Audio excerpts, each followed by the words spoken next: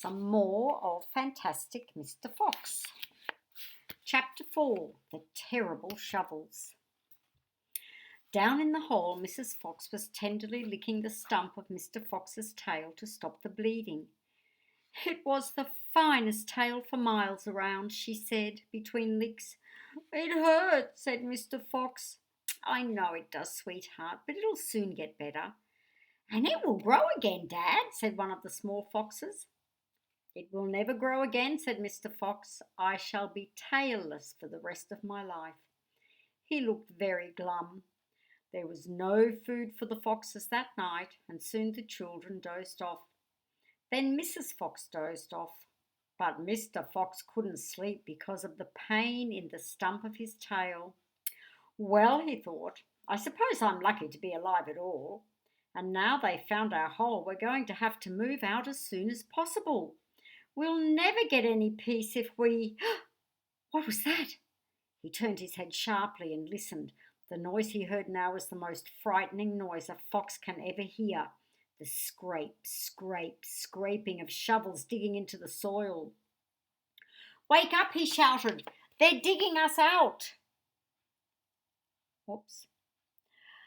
Mrs. Fox was wide awake in 1 second. She sat up, quivering all over. "Are you sure that's it?" she whispered. "I'm positive. Listen." "Oh, they'll kill my children," cried Mrs. Fox. "Never," said Mr. Fox. "But, darling, they will," sobbed Mrs. Fox. "You know they will." Scrunch, scrunch, scrunch went the shovels above their heads. Small stones and bits of earth began falling from the roof of the tunnel.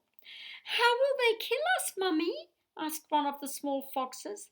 His round black eyes were huge with fright. "Will there be dogs?"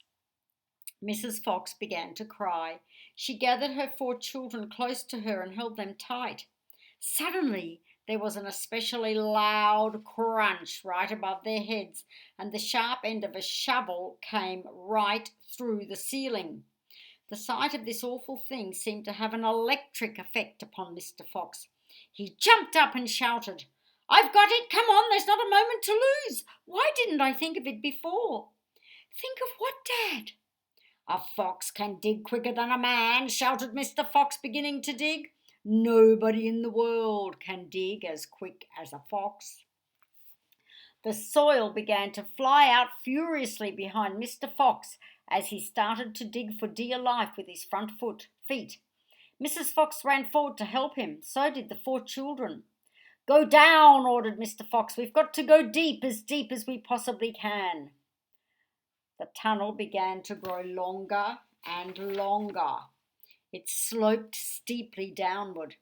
Deeper and deeper went the surface of the ground it went. The mother and the father and all 4 of the children were digging together. Their front legs were moving so fast you couldn't see them.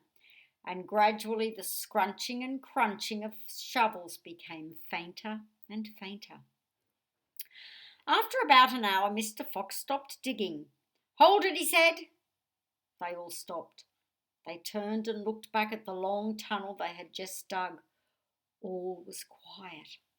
"Phew," said Mr. Fox. "I think we've done it. They'll never get as deep as this. Well done, everyone." They all sat down, panting for breath, and Mrs. Fox said to her children, "I would like you to know that if it wasn't for your father, we would all be dead by now. Your father is a fantastic fox." Mr. Fox looked at his wife, and she smiled. He loved her more than ever when she said things like that. Chapter 5, The Terrible Tractors. As the sun rose the next morning, Boggis and Bunce and Bean were still digging. They had dug a hole so deep you could have put a house in it. But they had not yet come to the end of the fox's tunnel. They were all very tired and cross. "Dang and blast," said Boggis. "Whose rotten idea was this?" "Bean's idea," said Bunce. Boggis and Bunce both stared at Bean. Bean took another swig of cider, then put the flask back into his pocket without offering it to the others. "Listen," he said angrily, "I want that fox. I'm going to get that fox. I'm not giving in till I've strung him up over my front porch, dead as a dumpling." "We can't get him by digging, that's for sure," said the fat Boggis. "I've had enough of digging." Bunce, the little pot-bellied dwarf, looked up at Bean and said, "Have you got any more stupid ideas then?" "What?" said Bean. "I can't hear you." Bean never took a bath. He never even washed. As a result, his ear holes were clogged with all kinds of muck and wax and bits of chewing gum and dead flies and stuff like that. This made him deaf. "Speak louder," he said to Bunce, and Bunce shouted back, "Got any more stupid ideas?" Bean rubbed the back of his head with a dirty finger. He had a boil coming there and it itched. "What we need on this job is machines, mechanical shovels. We'll have him out in 5 minutes with mechanical shovels." Now, this was a pretty good idea, and the other two had to admit it. "All right then," Bean said, taking charge. "Boggis, you stay here and see the fox doesn't escape. Bunce and I will go and fetch our machinery. If he tries to get out, shoot him quick." The long, thin Bean walked away. The tiny Bunce trotted after him. The fat Boggis stayed where he was with his gun pointing at the foxhole. Soon 2 enormous caterpillar tractors with mechanical shovels on their front ends came clanking into the wood. Bean was driving one, Bunce the other.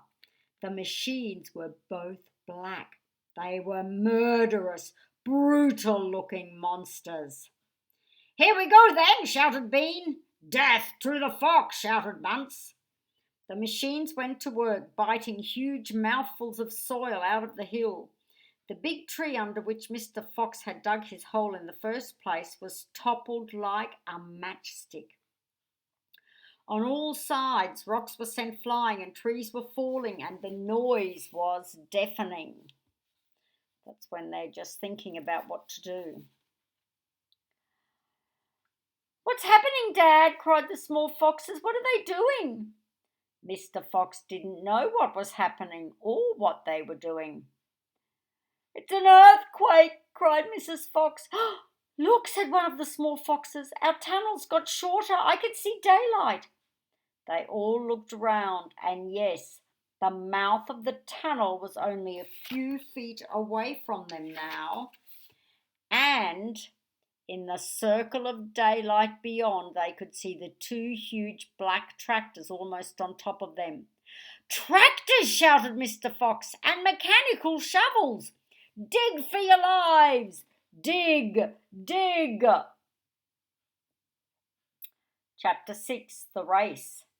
Now they began a desperate race, the machines against the foxes. In the beginning, the hill looked like this.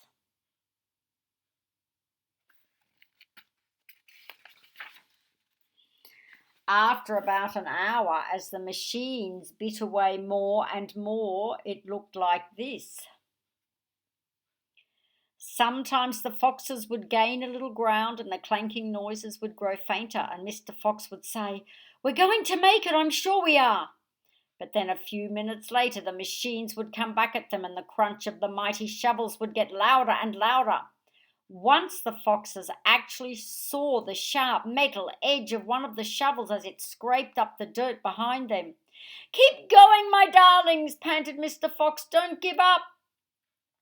"Keep going," the fat Boggis shouted to Bunce and Bean. "We'll get him any minute now." "Have you caught sight of him yet?" Bean called back. "Not yet," shouted Boggis, "but I think we're close." "I'll pick him up with my bucket," shouted Bunce, "and I'll chop him to pieces."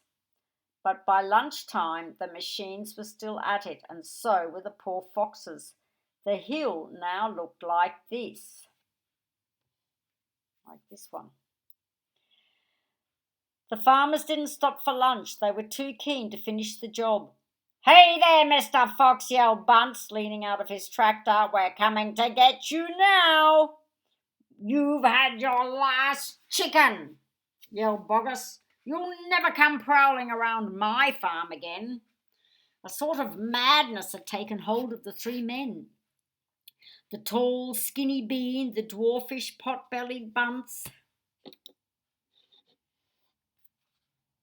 were driving their machines like maniacs, racing the motors and making the shovels dig at a terrific speed. The fat Boggis was hopping around like a dervish and shouting, "Faster, faster!" By 5 o'clock in the afternoon, the hill looked like this. The hole the machines had dug was like the crater of a volcano. It was such an extraordinary sight that crowds of people came rushing out from the surrounding villages to have a look. They stood on the edge of the crater and stared down at Boggis and Bunce and Bean. "Hey there, Boggis, what's going on?" "We're after a fox." "You must be mad." The people jeered and laughed, but this only made the three farmers more furious and more obstinate and more determined than ever not to give up until they caught the